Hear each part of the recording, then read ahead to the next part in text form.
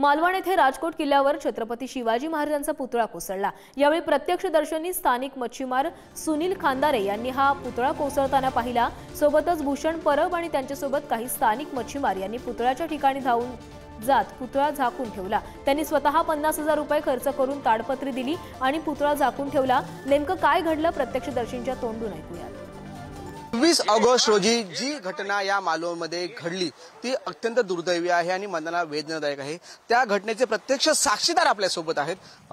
खांदारे साहेब, त्या दिवशी तुम्ही याच रस्त्याने प्रवास करत होता आणि त्यावेळी तुम्ही स्वतः हा पुतळा पडताना पाहिलात। नेमकी काय घटना कशी होती? वारा आणि पाऊस होता। पाऊस आणि वारा असल्यामुळे मी तिथून बाजारातून येत होतो। गोकुळाष्टमी होती।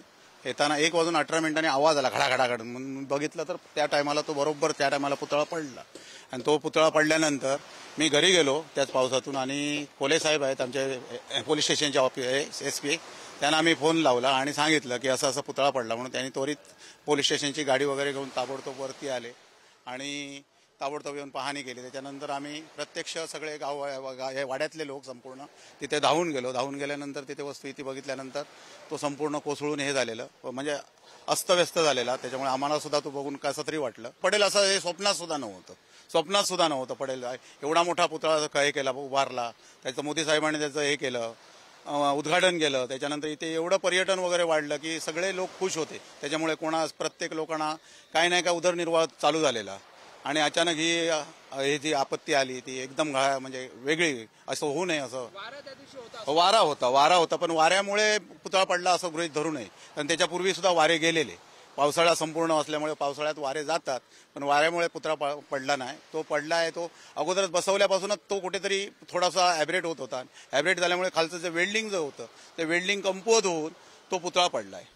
वेल्डिंग सुटलं आणि तो पडल्यानंतर तिथे दिसत होता। आम्ही ज्यावेळी तिथे धावून गेल्यानंतर बघितलं वस्तू ती वेल्डिंग मारलेले खालचे जे सपोर्ट काही लावलेले होते फाउंडेशनला ते सगळे अस्तव्यस्त तुटून गेलेले होते ते वेल्डिंगमुळे। हो, प्रत्यक्षदर्शी गेलो। त्याच्यानंतर मी ते दिसायला खराब दिसतोय म्हणून ते ताडपत्र्या वगैरे सुद्धा घातल्या आहेत। ते मी माझ्या 40-50 हजाराच्या ताडपत्र्या मी तिथे घातल्या आहेत त्याच्यावर पुतळ्यावर नेऊन आणि तो मी बांधून ठेवला। SP साहेब आलेले, कलेक्टर आलेले, सगळे लोक आलेले आणि त्याच्यामुळे आमचे सगळे वाड्यातले सगळे ते आमच्या सोबत होते आणि सगळ्यांनी मदत केली आणि सगळं व्यवस्थित हे करून दिलं। काम एकदम निकृष्ट दर्जाचं केलेलं होतं। आतमध्ये जे मटेरियल वापरलं, बाहेरून पुतळा दिसत जरी असला तरी जे आतले जे सपोर्ट होते ते एकदम लो क्वालिटी मटेरियलचे होते। हा, घरातला सदस्य पडल्यासारखं झालं। म्हणजे एवढं मोठं हे करणारा माणूस पडला म्हटल्यानंतर, शिवाजी महाराजांचा पुतळा पडला म्हटल्यानंतर खूप मोठं म्हणजे आमचं दुर्दैव आहे। आम्हाला खूप वाईट वाटलं।